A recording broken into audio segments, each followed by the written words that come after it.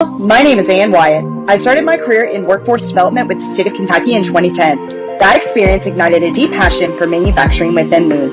I started this show hoping to raise more awareness around the bright outlooks manufacturing careers have. Join me as I sit down with some of the manufacturing industry's most successful changemakers and learn how they're partnering people with technology. It's time to give people more meaningful work. This is Workforce 4.0.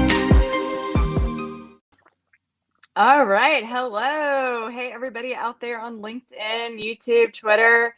Thanks for joining in today. We are super excited because this is the first episode of season 2 of Workforce 4.0. And thank you guys so much for joining us. I'm super excited to have Tor Inge from Clarify on today. He's the CEO, and we're going to talk more about the connected worker. Tor, do you want to introduce yourself for everybody listening in? My comments are already jumping. So please go ahead and introduce yourself and we'll get into it. Thanks, Anne, and thanks for having me here. As Anne said, my name is Tor. I'm I'll have to say I'm the CTO. Our CEO is someone with a very similar name to me. His name is Tore. That sometimes gets confusing. But yeah, I'm the CTO of Clarify. I've been working in industrial automation manufacturing space for about a decade now. Originally started out as a consultant, worked that for some years with some of my colleagues, and we ended up starting a product company called Clarify. Fast forward a few years, and we're here. That's awesome. Yes, it's been a real pleasure getting to know Ingrid and your crew over there at Clarify and what you guys are doing with your connected worker technology for sure. So, and I don't know how prepared you are for this or if you've seen Workforce 4.0, but I've got to ask you, it's just a tradition now at this point, but I start every episode asking my guests what their favorite karaoke song is or just what their favorite song is in general. And I was wondering if we were going to go do karaoke sometime, which would be awesome, right? What is your go-to karaoke song? We should definitely do karaoke. Everyone should do more karaoke. It's great. I don't know if I have a go-to karaoke song, but I'll say every night, more or less, I sing some Johnny Cash to my kids. So I'm a big fan of that, but it's it can sometimes be a bit slow. So I'll say that at the last office party, we had everyone joining in on some Queen, which was a lot of fun. So might be better suited for a karaoke party. Which Queen song, if you don't mind me asking? We ran through a few. I think maybe the easiest one for the whole team to join in was "We Will Rock You." Someone attempted a few others, but some of them go quite high, which at least for me isn't really. Yeah, it's not sounding great. That is a perfect karaoke song, I think. I feel like there's a real vibe with Queen with my guests. It seems to be a quite popular answer for karaoke music, and it's always a go-to. "We Will Rock You" is a great song, and "Bohemian Rhapsody" it just is stellar. So that's awesome. I would get down with that if we were going to do karaoke for sure. Absolutely. And I've already got some comments here that I'd like to bring up, and I can't help it because as soon as we went live, it just like blowing up. So I'll just share really quickly. Aaron Prather's here. Season 2, here we go. Right. Yes. It's a party, Aaron. Thank you for joining us always. And Jesse Wells, he says that he definitely supports Cash and Queen. That's Absolutely. Good to hear. Yeah, and Tennessee's not too far from me, and that's a big area for Johnny Cash. A lot of favorites there. Um, so getting kind of into the depth of the conversation here, I'm always interested in learning more about how people are going to partner with technology in the future of manufacturing work, right? There's this huge movement, big push for Industry 4.0. There's a huge push for increased data collection. Um, in your opinion as a CTO and what you're seeing, where do you see the role of data and people intersecting in the future of work within the manufacturing sector? That's a really good question. I think it's what we see with data use, which I think is interesting, is that we're seeing more and more kind of where data works on its own and where it doesn't, and where computers make sense and where they don't. And I think as we progress, us, our partners, our customers, people in the field will figure out where it makes sense to have computers do the work, where there are volumes or speeds or other reasons why computers are better suited at working with data than people. But then on the flip side of that, we'll also see kind of where that doesn't work. I think computers are great at automating stuff and at doing repetitive work, but they're not great at strategy. They're not great at having vision or identifying which problems to solve. And I think we haven't quite gotten to a point where people have a good sense of where it makes sense to stick an algorithm or a computer. And I'm hoping that over time we'll kind of find that that space or that point where it makes sense to put computers and to have machines working with data, and where it makes sense to leave it to human beings. We're still pretty great. Absolutely. Humans. We can do stuff. Yeah, it is interesting that we're seeing more of this shift towards Industry 5.0, I guess, where you're keeping people the center of your workforce. And that's absolutely a big reason why I started Workforce 4.0, because I want people to adopt the technology, but in a way that makes sense, right?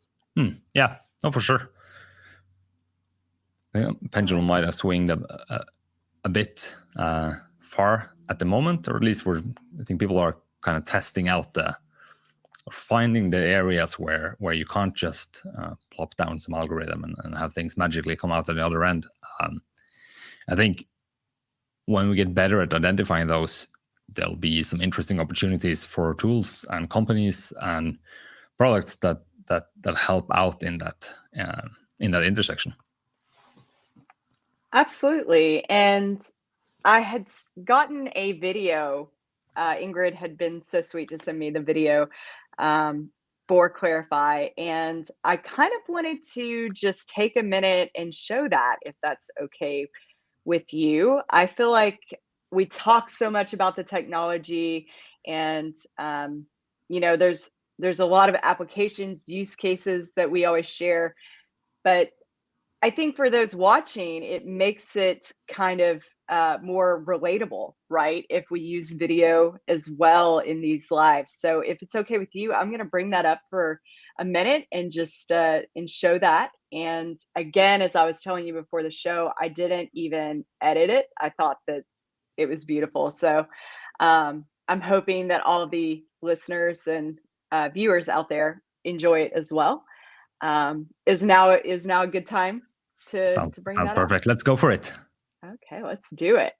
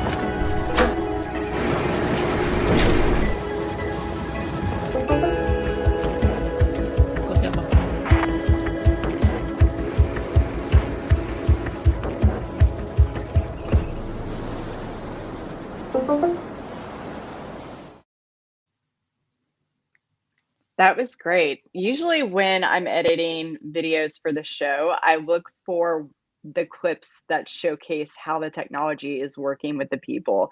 I think this video does such a great job of doing that anyway. So that's why I just wanted to kind of show the clip that you had sent. But can you kind of talk to us a little bit more about what we just saw in the video? I saw a lot of emojis, a lot of mobile use applications there. Can you expand a little bit more on what we just saw? Sure. Happy you liked it. It's I think if you're looking for clips that show how people interact with software, that's hopefully most of what our software does, because it's built really to be used by humans, and making that a good experience. Making our software something that people would want to use was such a big part of us building it. So, as I said in the beginning, I worked as a consultant in this industry, doing data acquisition, working on projects to do analysis of data and making data available for people. And Clarify is born out of a frustration with the tooling that was available. And we, as a team early on, we decided we wanted the tool to act in a way which would be familiar to people who had just used software, like you do in your private life. You open Facebook, or you use Snapchat or Instagram, or kind of any of the software that you used to using as a person. Coming into the manufacturing space or the industrial automation space, a lot of the software is not recognizable. The interfaces are cumbersome and hard to work with. They're often very focused on the individual using them and not really helping collaboration or being social tools in any way. And as you saw in the video, what we're trying to do is to help not really just a person, but a group of people, a team, solve problems together. And I think that puts some requirements on the software that goes into it, but it also puts, for sure, some requirements on the teams and organizations adopting it. Absolutely. I did have a couple of questions here in the comments that I'll bring up before we get into our next question, but I feel like our next question touches a little bit more in depth to your answer there. But did want to get some of these questions answered.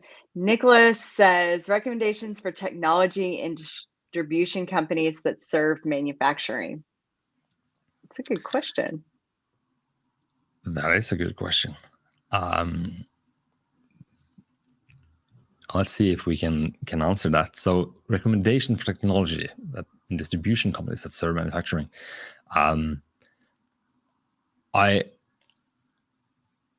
I'd say that it's not the area that I work with the most. I've seen I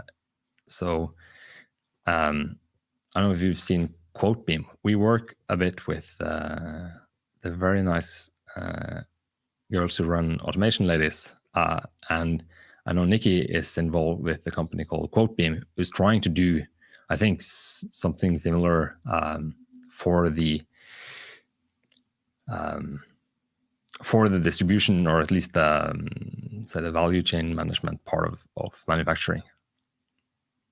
Nikki is amazing. She is one of my favorite people. Nikki, if you're out there watching, shout out. We love you. And Nicholas, I would connect with Nikki. If you're not already connected with Nikki Gonzalez, she's just good people. So make sure you connect with her. In regards to the video, I did want to bring up Jesse's comment here. Experienced real-time teamwork, right? And that's exactly what you had said as well. So just thought I would give give some feedback. Great minds think alike. I'm getting another question here. This comes from Ben Holt. Knowledge documentation is always a difficult task when workers can't slow down enough to complete it. How is knowledge captured in a fast-paced environment? That is an excellent question, Ben, and thank you for stopping by. It's always good to see you. I'm super happy that someone asked that, because it's so one of the things that we've spent a lot of time thinking about is how do you get people who's out in the field, and as Ben said, who are just busy, like there's a ton of stuff happening. How do you get them to document what is happening? And what we're trying to do with Clarify is to say, what can we do as a software company? Like what could our role be? And I think our role is basically to get out of the way. Like, don't force people to type in some insane form where you have to fill out every field, or it's super structured, so you need a lot of time and resources to think about what to put in, or you have to go to your desktop computer. So we've focused a lot on just making it accessible in the field. And on a very practical level, that means having native mobile applications so that you can open it on your phone, because that's where you are. From the video, you can see we're working with some aquaculture companies. So you're out at sea, you're doing some operation, it's raining, it's cold, you're in the middle of an operation. And then if we're asking you to please go back to your office computer, undress, sit down, open up some weird form, pick from a bunch of different drop-down menus, like who would do that? Like I would never do that. And so I don't think we should force our users to do that either, right?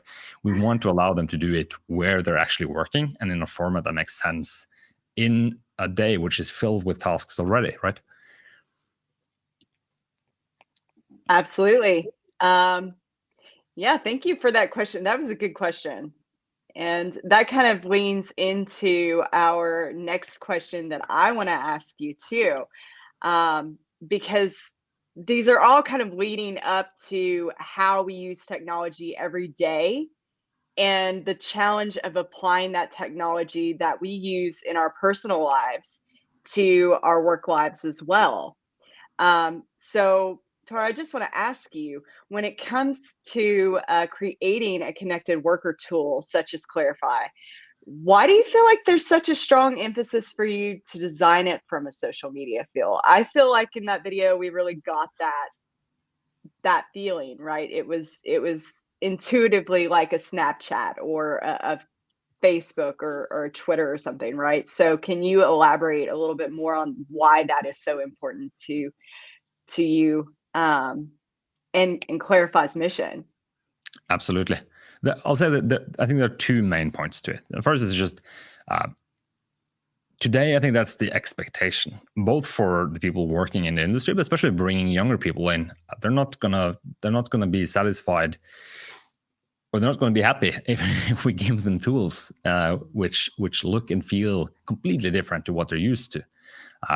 So I think that just table stakes is having a tool which looks and feels like what people are used to using, so you don't have to spend a ton of time learning it. But then the more important part of that has to do with, why do we want people to interact with? I think there's so much value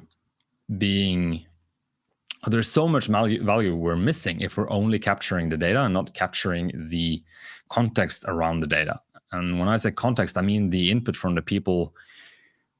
When things happen and we can see in our data, we got a spike, right? Well, what do we know just looking at the data? Well, we know we had a spike, but why? What happened right before that? What happened afterwards? What did we do about it? And I think that context comes from the people who are closest to the operation. And if we want them to contribute that context, we need to get out of their way. We need to make it easy for them to bring the context. And then why do we want to have it be social? Well, I think if I add context to something, I have one perspective on it. But if my team that's around the process, maybe there are field engineers, maybe there's someone who's a specialist, or in the aquaculture context, maybe there's a biologist. I think making tools kind of multiplayer or collaborative. If you see look at something like Google Docs, right? How did we use to edit documents together before Google Docs? I'd make a version on my computer, I'd email it to you, or print it out even and bring it to your desk. And I think the end result is shaped a lot by the tools that we use to get there. So making these tools collaborative and making them feel social will in itself change what kinds of context and discussions and value that we're able to capture in the tool. So that's been a huge part of why we made Clarify and what we're trying to do with the tool. Excellent points. That is something that in recruiting and talent acquisition, especially when we're looking at the skills gap, right, that we're facing by 2030. How do we attract more younger workforce generations to manufacturing, and how do we retain them, essentially? And that seems to always be something that we come back around to, is really giving them technology that resonates with them, that they use every day. So some excellent points there. I'm getting some more questions here. You guys rock. Have I told you all? You all rock. Thank you so much for blowing up my comments today. This is amazing. And there's a lot of really good information being exchanged back and forth. I love this. You guys keep it up. We are all here and for helping each other and knowledge sharing. So that's amazing. Chris Sturgo asks, with data overload always a challenge, how do you define the point where the data is sufficient and enough to reach insights, of course? That's a good question. That is a very good question. If I had the one right answer to it, I'd run around selling it to every one of our customers. I think it's really hard to tell, but I think it's a really good question for talking about it. I don't think there's a one size fits all solution to figuring out what is enough data. But I'd say that is an argument, I think, for if you're trying to solve data problems, and I'll touch on this later up in more detail, but if you're trying to solve data problems from the top down, it's really hard to understand what data you need and what a good solution looks like. And we're big promoters of the idea of, I think it's good to have an overall strategy for sure. But when it comes to actual getting value from your data, I think starting kind of from the bottom up makes a lot more sense, because the people closest to a machine and closest to a specific problem will have a much smaller set of data that they're interested in, a much more concrete question to ask of the data. I think that leads to a sharper view of what data is necessary, because data overload for sure is a huge problem, and it's just growing every day. There's just more data, and the rate at which we accumulate data is even growing. So we're going to be left, if we start from the top down trying to figure out, okay, what is all the data we can collect, and then later we're going to start looking at it and trying to figure out solutions, it's just going to be a complete mess, I think. Interesting. Yeah, that's some interesting perspectives. And that does get into another question that I have for you. Before I ask, I'm going to ask one more question here from the comments, because this is a really good question from Pratik. One of the most important skills that are needed from Workforce 4.0. And that's a great question. But what do you think, Tor? What are your thoughts on that, if we're looking at future skill sets?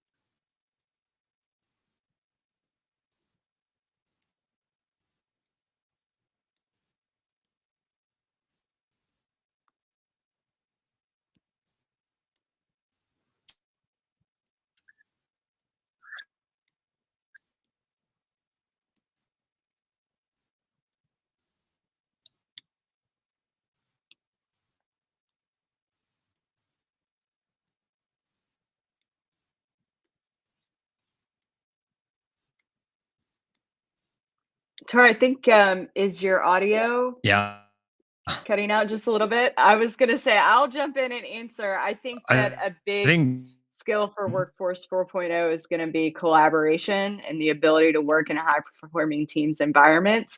They're going to be a lot more soft skilled centered as opposed to technical skills.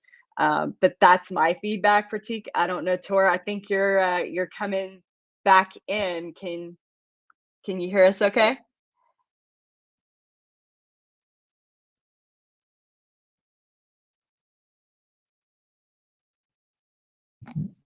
data literacy in general, just being able to look at a graph and not be intimidated by it. I think for me at least, I think the interesting part is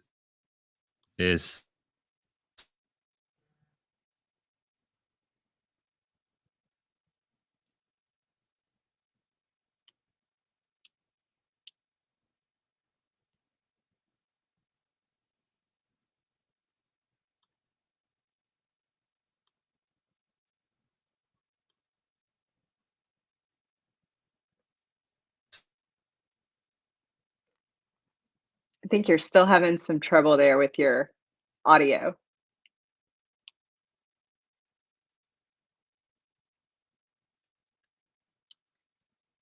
Okay, well, Pratik, I think Tor may have some technical difficulties, but I hope that answers your question.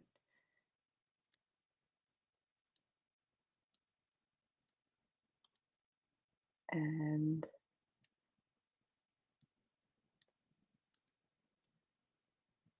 going through the rest of the questions here while we're waiting to see here.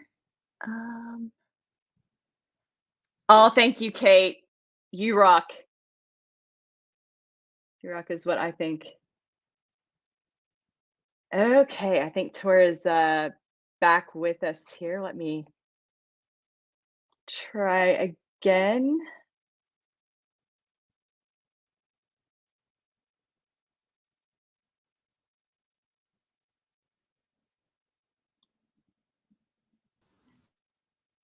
Tor, are you with us?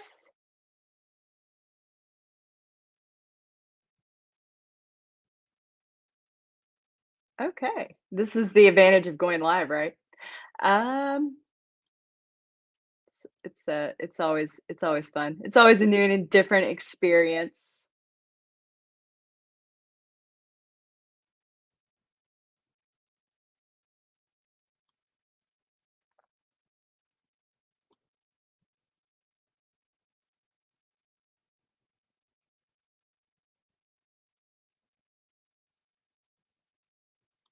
Give him just a few more minutes here and see if we can figure out the connection issues.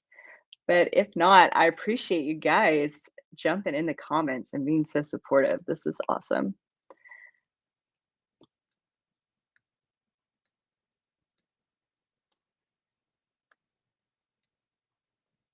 Exactly, Jesse. It does keep it interesting.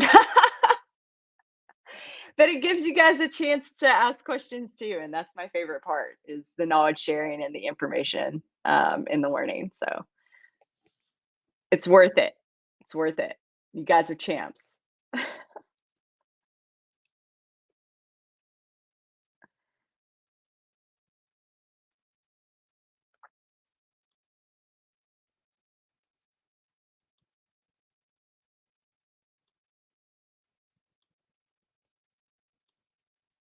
Okay, well, we are about at time today. So unless anybody I thought about it, Hank. Hank said time for a little karaoke. I thought about it. What do you guys want to hear? I'm kidding. We are about time today. So unless we have any more or any more questions or anything that I can help answer, but I'll have to go back through the show later and just kind of give Tor's information on where to contact him. He is on LinkedIn, so um, so yeah. But I appreciate you guys so much.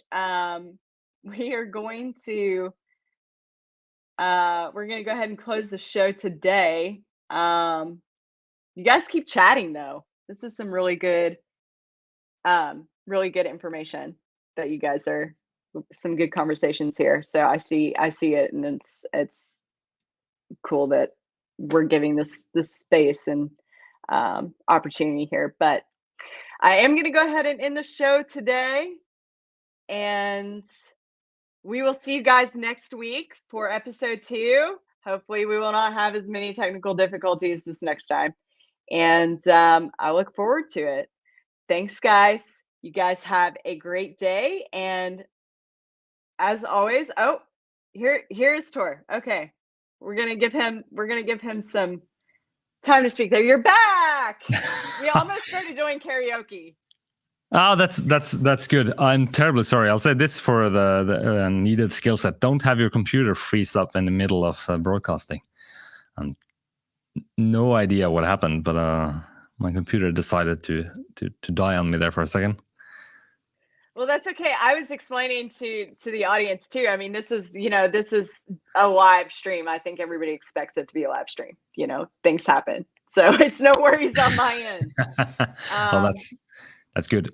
I'm sorry I disconnected because I think they did a question. I don't know if you answered the second part. I just wanted to say I think it's a really good. It was a really good question.